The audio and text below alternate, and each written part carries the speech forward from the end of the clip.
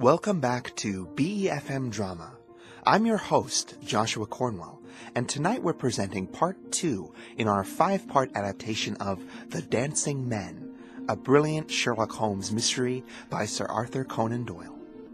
In the second episode of this program, Holmes is puzzling over the mystery brought before him by Mr. Hilton Cubitt, a sheet of paper with 15 odd dancing stick figures on it that has terrified Cubitt's wife, Elsie, a young American woman with a mysterious past.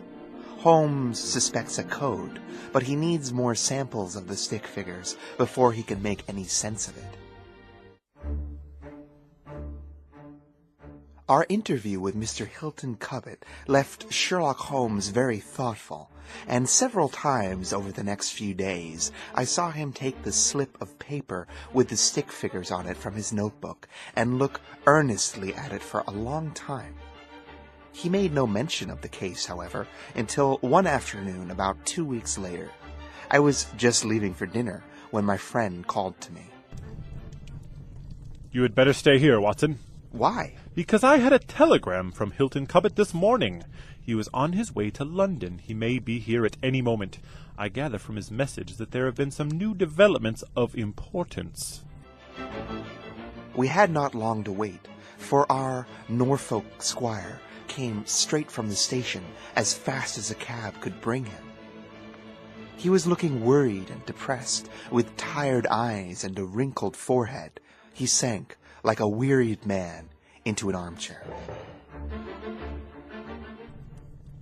It's getting on my nerves, this business, Mr. Holmes. It's bad enough to feel that you're surrounded by unseen forces with unknown intentions, but when you also know that it is just killing your wife day by day, then it becomes more than a man can bear. She's wearing away from the stress, just wearing away before my eyes. Has she said anything yet? No, Mr. Holmes, she has not.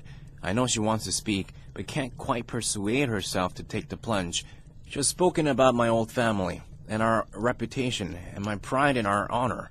I always feel she is leading somewhere, but turns away before we get there. But have you found anything out for yourself? A good deal, Mr. Holmes. I have several new dancing men pictures for you to examine, and more importantly, I have seen the man who placed them. What, the man who draws them? Yes, I saw him at his work, but I'm getting ahead of myself. I'll tell you everything in order.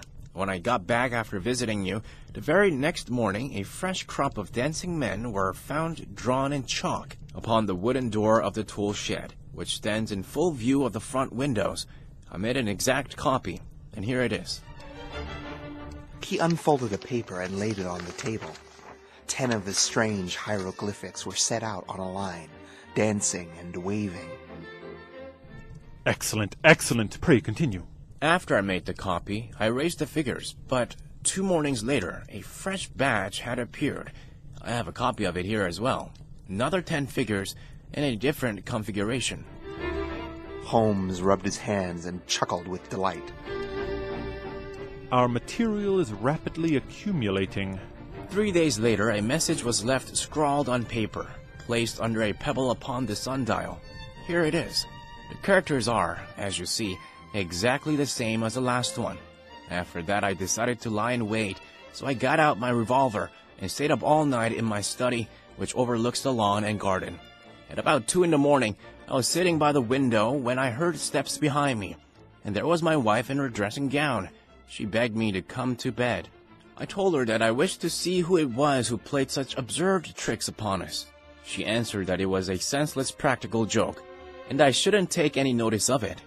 Suddenly, as she spoke, I saw her face grow wider in the moonlight.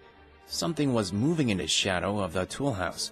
I saw a dark, creeping figure crawling around the corner and squatting in front of the door.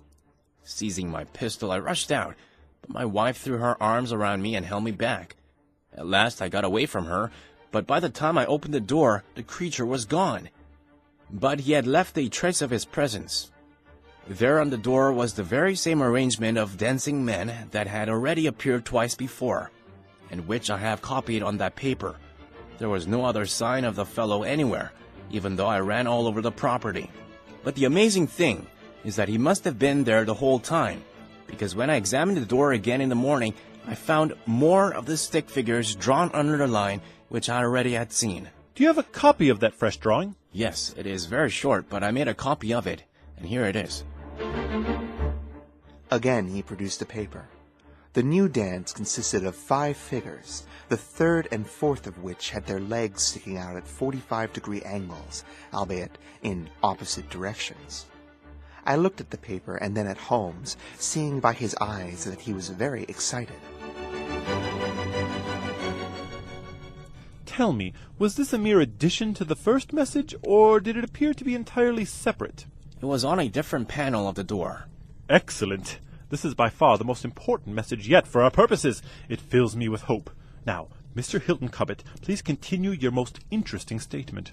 I have nothing more to say, Mr. Holmes, except that I was angry with my wife for having held me back. She said she feared that I might be harmed. For an instant, it crossed my mind that perhaps what she really feared was that he might come to harm, for I had no doubt that she knew who this man was, and what he meant by the strange messages.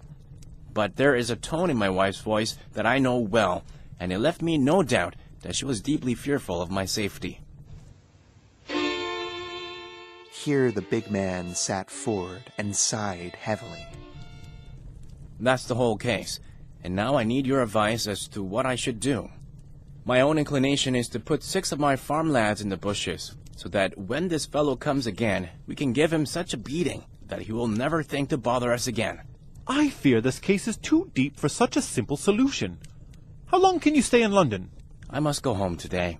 I won't leave my wife alone all night with that prowler around. Not for anything.